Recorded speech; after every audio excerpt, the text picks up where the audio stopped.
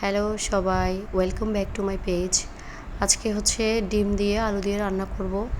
আপনারা হয়তো অনেকে বলতে পারেন যে কিছুদিন আগেও একটা ভিডিও ছিল যেখানে ডিম আর আলু দিয়ে রান্না করেছিলাম। হ্যাঁ, ঠিকই বলতেছেন। আসলে ওই দিন ডিম আর আলু দিয়ে রান্না করার পর বাসার সবাই এত বেশি পছন্দ করছে, বললো কি যে আবার যেন আমি ডিম আর আলু দিয়ে রান্না করি।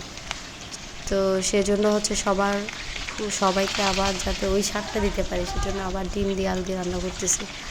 আমি যখন একা ছিলাম তখন হচ্ছে এভাবে রান্না করিনি, কিন্তু এখানে আসার পরে একটু ডিফারেন্টভাবে রান্না করার ট্রাই করতেছি। হয়তো অনেকে এভাবে করছেন আগে, কিন্তু আমি কখনো দেখি নাই কোথাও। এমনিতেই নিজে থেকে রান্না করলাম, কিন্তু খেতে অনেক বেশি ভীষণ মজা। সো প্রথমে হচ্ছে ডিমগুলোকে আমি ভাজতে দিয়ে দিলাম সিদ্ধ করার পরে। তারপরে এগুলো হচ্ছে দেখেন একদম ফেনা ফেনা হয়ে গেছে, যেহেতু ডিম ভাজার সময় কিন্তু একদম সাবধানে থাকবেন, অনেক সময় ফেটে গায়ের মধ্যে আসে। তো ডিম যখন ভাজতেছি, ডিমগুলো যখন লাল লাল হয়ে গেছে এরপর উল্টাই দিলাম। এই যে দেখেন একদম লাল লাল হয়ে গেছে ডিমগুলো।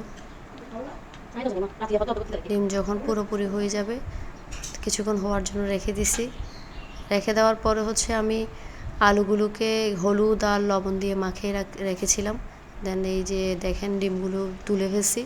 তারপর হচ্ছে আলুগুলো দিয়ে দিলাম। আলুগুলোকে আমি যতক্ষণ না পর্যন্ত আলুগুলো লাল হবে ততক্ষণ পর্যন্ত হচ্ছে ভাজি করতেই থাকি।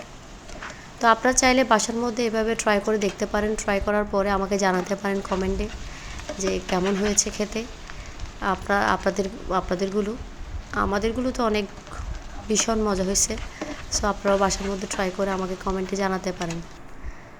তারপর হচ্ছে যে ভাজি করার পরে আমি একটু হালকা তেল দিয়েছি, কারণ এখানে অলরেডি ভাজিতে অনেকগুলো তেল রয়েছে, সেজন্য হালকা তেল দিয়েছি। পেঁয়াজ দিয়ে দিলাম। এখানে আসলে বেশি কিছু দিই না, জাস্ট পেঁয়াজ। তারপর হচ্ছে রসুনও ইউজ করি না আমি, কারণ আমাদের বাসার অনেকে রসুনের গন্ধটা নিতে পারে না। চাইলে আপনারা রসুন ইউজ করতে পারেন। দেন হচ্ছে হলুদ দিয়ে দিলাম 1 চামচ। হলুদের পরে হচ্ছে এই যে 1 চামচ লাল মরিচ দিয়ে দিলাম।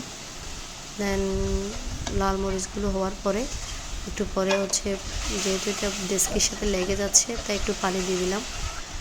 দেন হচ্ছে এটা গরম মশলা সব কিছু মাংসের মশলা বলা যায় 1-2 চামচ, ছোটো চামচে 2 চামচ মাংসের মশলা ইউজ করছি। তারপর জিরা ইউজ করছি। এইগুলো দিয়ে কষিয়ে জাস্ট রান্না করছি।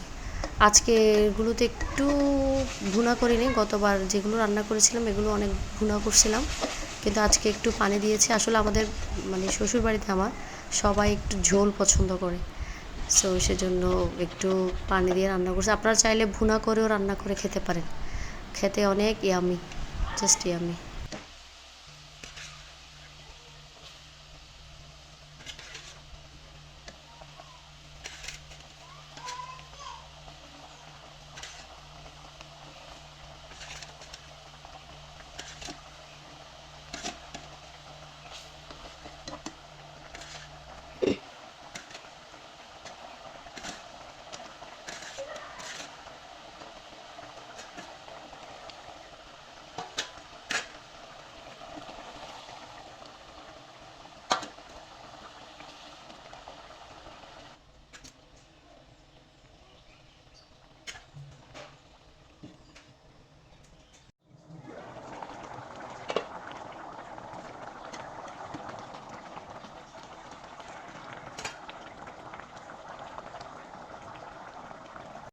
এই যে দেখেন এখন চুলা থেকে নামিয়ে রেখেছি।